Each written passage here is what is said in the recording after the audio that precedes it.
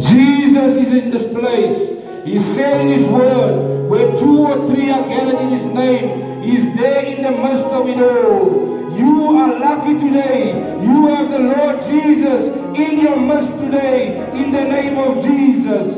So can everybody stand and let us worship God in prayer and thank Him and say to Him your own problems and repent if you must repent in the name of Jesus. Ask the Lord to change your life so that when you go home, you will never be the same today, so that you can carry His glory in the name of Jesus. Lebra sondoro robo shikia dalalaba. Lebra handoro shia dalalaba. Lebra sondoro robo shekelelebe.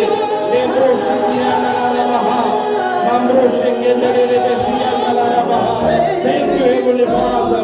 We repent of all our wrongdoings in the name of Jesus. We repent of all our sins, Lord, in the name of Jesus. Let your fire come down. Let your fire consume us, Lord. Let your fire